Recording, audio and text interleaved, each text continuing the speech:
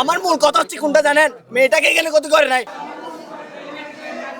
টকবকে যুবক খুরশেদ জুলাইয়ে কক্সবাজারের রাজপথে দখলে রাখা যোদ্ধাদের অন্যতম তিনি।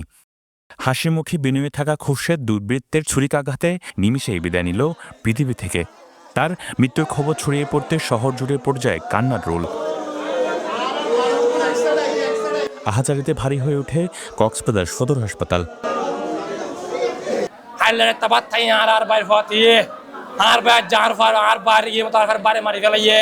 মঙ্গলবার রাত 10:30টার দিকে কক্সবাজার শহরের সমুদ্র সৈকতের কবিতা চত্বর পয়েন্টে এই ঘটনা ঘটে।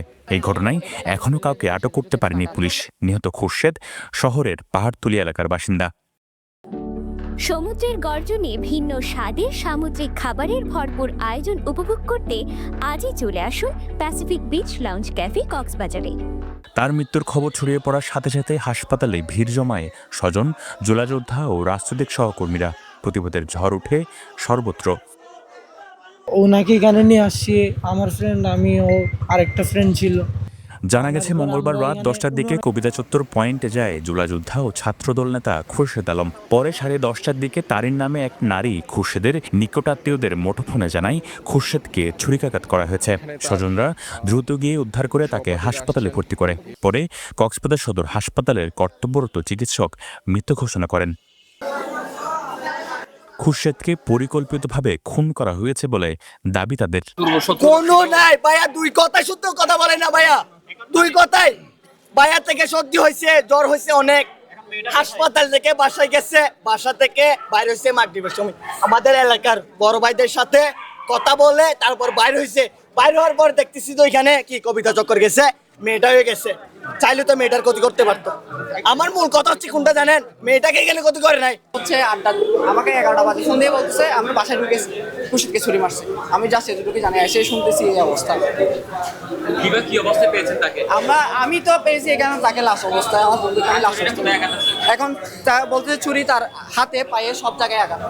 তাকে মানে প্ল্যানিংই করছে তারা মেরে ফেলবে। যদি 24 ঘন্টার মধ্যে আমার ভাইয়ের খুনিদের গ্রেফতার করা না হয় তাহলে তানাও গিরা করা হবে। ওর মতো একজন ভালো ছেলে হয় না, যে রকম ছেলে হবে হোক বুকে টেনে নেই। ভাই কেমন আছে? জাতলে বা হনফুয়াইন এত সাহস হাতি আর বাইরে মাঝে দিবা আল্লাহ। শত্রুতার জের ধরেও করতে পারে, নাইলে তো ওখানে ওই জায়গায় যাবে। ও তো জানতো না কি ওইখানে গিয়ে আঘাত করার মতো পূর্ব পরিকল্পনা না থাকলে ওইখানে গিয়ে তো আঘাত করতে। এদিকে স্বজনদের দাবি অনুযায়ী খুরশেদের সাথে থাকা সে তারিনের সাথে কথা হয় পেনোয়া নিউজের। তারিন মূলত নিজেও জোলা যোদ্ধা। জুলাই আন্দোলনের পর বিভিন্ন আন্দোলন কর্মসূচিতে তাদেরকে একসাথে লড়তে দেখা গেছে। পেনোয়া নিউজের কাছে তারিন দাবি করেন বেশ কিছুদিন ধরে খুরশেদের সাথে যোগাযোগ হয় না তার। পরে মঙ্গলবার রাতে খুরশেদ ফোন করার পর তারা একসাথে কবিতা চত্বর যায়। সেখানে কথা বলার সময় হঠাৎ দুজন যুবক এসে খুরশেদকে ছুরি ধরে টাকা ও মানিব্যাগ দাবি করে। এক পর্যায়ে আরিফকে কেন ছুরি মেরেছিস দাবি করে খুরশেদকে এলোপাতাড়ি ছুরিকাঘাত করে পালিয়ে যায় তারা। তাদের পরিচয় শনাক্ত করতে পারেননি তারিন। এতে মারার সময় বলছে যে আরিফ পারে কেন মারছস, এইটুকু আমি জানি, আর কিছু জানি না। মানে দীর্ঘদিন ধরে কথাবার্তা হয় না।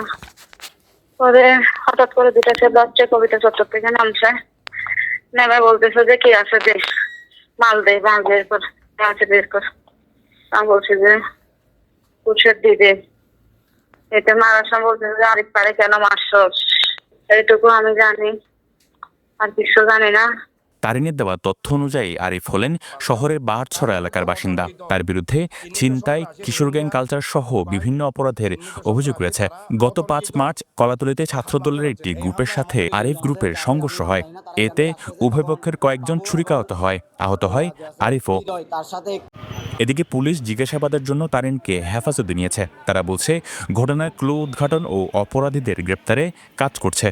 আমরা বিষয়টা প্রাইমারিলি ভাবে ওর সাথে ছুরিকাঘাতে মার্ডার হয়েছে। আমরা এখনো তদন্তের পর্যায়ে আছে, ডিটেল জানার পর বলতে পারবো আর কি। এই 10:30টার দিকে কবিতা চত্বরের একেবারে অন্ধকারে সমুদ্রের ওই দিকে, মানে ইয়ার দিকে, অন্ধকারের দিকে ঘটনার সুষ্ঠু তদন্ত করে অপরাধীদের দ্রুত আইনের আওতায় আনার দাবি শহরবাসীর। News desk, Penowa.